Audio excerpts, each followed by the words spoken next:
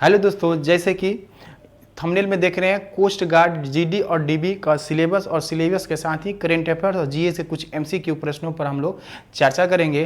क्योंकि coast guard की जो वैकेंसी आई है उसमें कितनी सीट है इस पर भी चर्चा करेंगे, उसमें कौन कौन से सब्जेक्ट से कितना कितना प्रश्न पूछा जाता है। तो पहले उस पर चर्चा कर लेते हैं, फिर हम आपको जीएस का कुछ एमसीक्यू प्रश्न पर चर्चा करेंगे।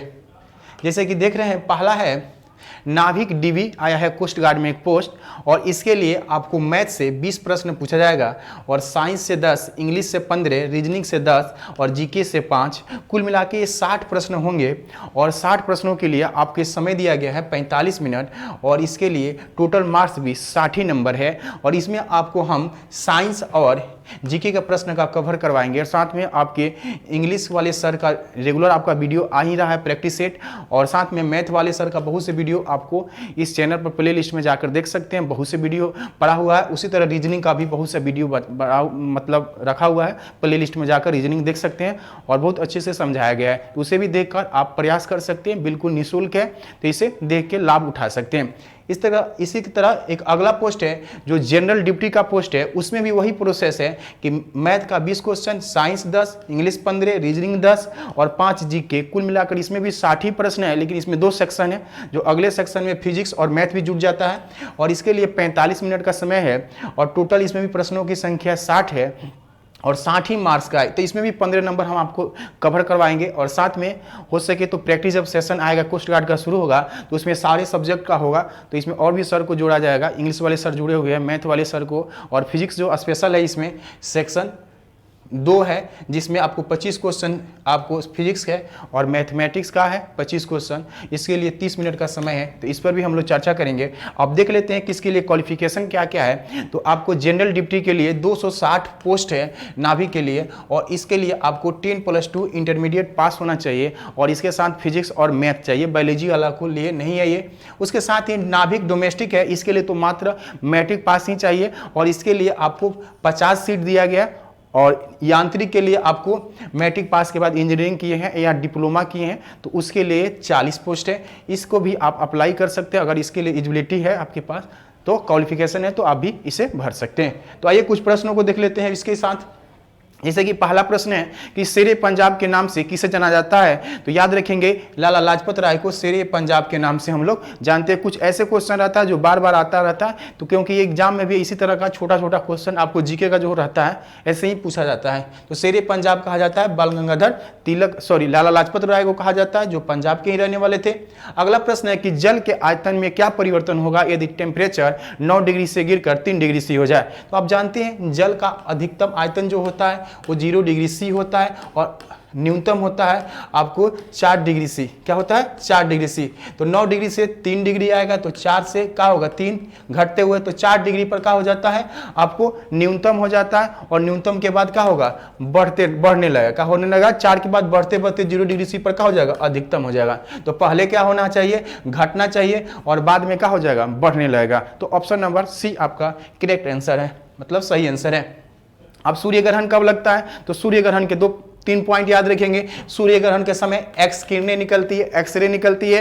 ये कब लगता है? तो अमावस के दिन लगता है और इसके लिए क्या है, जब सूर्य, चंद्रमा और पृथ्वी तीनों एक ही रेखा सीधी रेखा में हो जाती है, जिस कारण ये परछाई यहाँ पृथ्वी तक नहीं आने लगती है और इस पर क्या लगता है? ग्रहण लग जाता है। तो इसी को हम लोग सूर्य ग्रहण कहते हैं। क्या कहते हैं? सूर्य ग्रहण कहते हैं। जब सूर्य और पृथ्वी के बीच क्या आ जाती है? चंद्रमा, यानी चंद्रमा जब सूर्य और पृथ्वी के बीच आती है तो सूर्य ग्रहण लगता है। और ठीक इसका उल्टा जब हो जाएगा, यानी पृथ्वी बीच में आ जाएगी तो चंद्र ग्रहण लगता है। ये पूर्णिमा के दिन लगता है।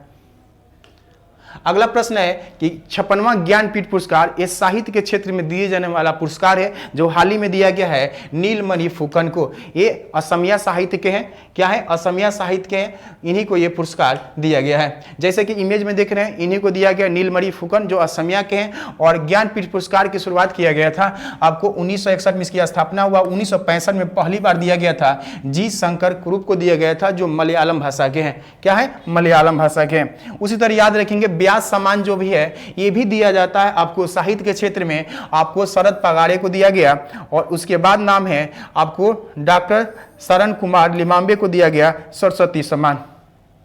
अगला प्रश्न है, भारत का कौन सा बांध विश्व का सबसे बड़ा बांध है? यानी विश्व का सबसे बड़ा बांध कौन है भारत का, जिसका नाम उसमें भी लिया जाता है? तो वो बांध जो है बड़ा के श्रेणी में आता है, भाखड़ा नंगला बांध। कौन होता है? भाखड़ा नंगला बांध, जो रोपड़ जिले में पंजाब में स्थित है, सतलज नदी पर बनाया गया है। हीराकुंड बांध जो उड़ीसा में है और ये महानदी पे है। किस नदी पर है? महानदी पर। कुछ रिपीट प्रश्न है, फिर आगे चल के कुछ प्रश्न चेंज हो जाएगा, क्योंकि जो रेगुलर मेरा वीडियो देखते हैं उनके लिए तो प्रैक्टिस भी हो सकता है। कैल्सीफेरॉल जो है वो किस विटामिन का रासायनिक नाम है? तो याद रखेंगे विटामिन डी का रासायनिक नाम है कैल्सीफेरॉल। रिकेटस जो रोग होता है विटामिन डी की कमी से होती है। जनरली जितनी भी मछलियां होती है उसमें कौन सा विटामिन पाया जाता है? तो विटामिन डी पाया जाता है। सूर्य के प्रकाश में विटामिन डी पाया जाता है। विटामिन ए का रासायनिक नाम होता है रेटिनॉल, और इसे जीरोथैल्मिया और रतौंधी नामक रोग होता है। सबसे अच्छा स्रोत विटामिन ए का कौन है? तो गोल्डन राइस में विटामिन ए पाया जाता है। इसके अलावा आपको शार्क मछली के लीवर में भी विटामिन ए पाया जाता है। गाजर पपीता में भी क्या पाया जाता है? विटामिन ए पाया जाता है। विटामिन सी का रासायनिक नाम क्या है? एस्कॉर्बिक एसिड है, और इससे अस्कॉर्बी नामक रोग भी होता है। और आंवला जितने भी खट्टे हैं उससे विटामिन सी की प्राप्ति होती है। अगला प्रश्न है कि भारत ने किस देश के साथ मिलकर 6 दिसंबर को मैत्री दिवस के रूप में मनाया? तो मैत्री दिवस यानी इसी दिन 6 दिसंबर को बांग्लादेश को एक देश के रूप में भारत ने मान्यता दिया। तो इसीलिए मैत्री दिवस के रूप में भारत और बांग्लादेश इसे मनाता है। अगला प्रश्न है कि निम्नलिखित में से आयरन पर जंग लगने से का कारण क्या है? तो आयरन में जंग लगने का 2 ही कारण होता है। एक होता है ऑक्सीडेशन, और ऑक्सीजन के साथ इसमें रासायनिक प्रतिक्रिया हो जाती है, जिसके कारण लोहे में क्या लग जाता है? जंग लग जाता है। इसी को ग्लोबलाइजेशन प्रक्रिया कहते हैं, या इसे जस्तीकरण कहते हैं। लोहे में जंग लगने से उसकी वजन क्या हो जाती है? बढ़ जाती है, क्योंकि उसमें जल और ऑक्सीजन क्या करते हैं? प्रवेश हो जाते हैं। जब झाड़ देंगे तो उसका वजन क्या हो जाता है? कम हो जाता है। अगला प्रश्न है कि भारत के किस राज्य में यह साक्ष्य मिला है कि सिंधु घाटी के लोग गर्त में यानी गहरे घरों में निवास करते थे? तो गर्त में रहते थे ठंड से बचने के लिए, वो है कश्मीर। क्या है? कश्मीर। याद रखेंगे सिंधु घाटी सभ्यता को हम लोग कासुगिन सभ्यता या हड़प्पा सभ्यता के नाम से भी जानते हैं। इसमें पहला स्थल था हड़प्पा, जिसकी खुदाई किया गया था दयाराम साहनी के द्वारा। अगला प्रश्न है कि भारत के किस नेता ने बनारस के राजा शिव प्रसाद के साथ मिलकर 1885 ईस्वी में जब इंडियन नेशनल कांग्रेस की स्थापना हुआ तो उसका विरोध किया था? तो बनारस के राजा शिव प्रसाद के साथ सर सैयद अहमद खान ने इसका विरोध किया था। सर सैयद अहमद खान वही हैं जो अलीगढ़ मूवमेंट यानी अलीगढ़ आंदोलन का नेतृत्व किए थे, सर सैयद अहमद खान। और अलीगढ़ मुस्लिम एंग्लो ओरिएंटल कॉलेज की जो स्थापना किए थे वो कौन किए थे? सर सैयद अहमद खान, जो वर्तमान अलीगढ़ मुस्लिम विश्वविद्यालय के नाम से जाना जाता है।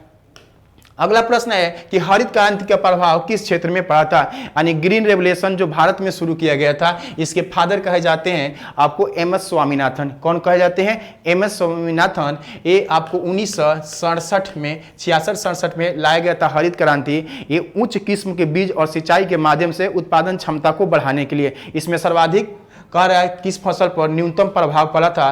तो सबसे कम प्रभाव जो पड़ा वो पड़ा था आपको मोटे अनाज और साथ में दाल पे, यानी दाल इसमें आंसर हो जाएगा, जिसका कम उत्पादन सबसे घट गया। सबसे ज्यादा हुआ था गेहूं, उसके बाद चावल। और इसका प्रभाव कहां पड़ा? पंजाब और पश्चिमी उत्तर प्रदेश में इसका प्रभाव अधिक मात्रा में देखने को मिला। अब है कि दोनों सदनों की बैठक की न्यूनतम समय कितना होना चाहिए, यानी बीच में कितना दिन तक गैप हो सकता है? तो याद रखेंगे 2 सदनों की बैठक के बीच न्यूनतम समय कितना होना चाहिए? तो 6 महीना तक हो सकता है, इससे अधिक नहीं किया जा सकता। 2 सदन यानी लोकसभा और राज्यसभा। 2 सदन के मतलब संसद में 2 ही सदन है, लोकसभा और राज्यसभा। अब यह सबने अज्ञा आंदोलन शुरू करने का मुख्य उद्देश्य क्या था? तो सबने अज्ञा आंदोलन शुरू करने का मुख्य उद्देश्य क्या था? तो याद रखेंगे निर्धारित लगान, नमक, कर इत्यादि के विरोध में यह आंदोलन की शुरुआत किया गया था।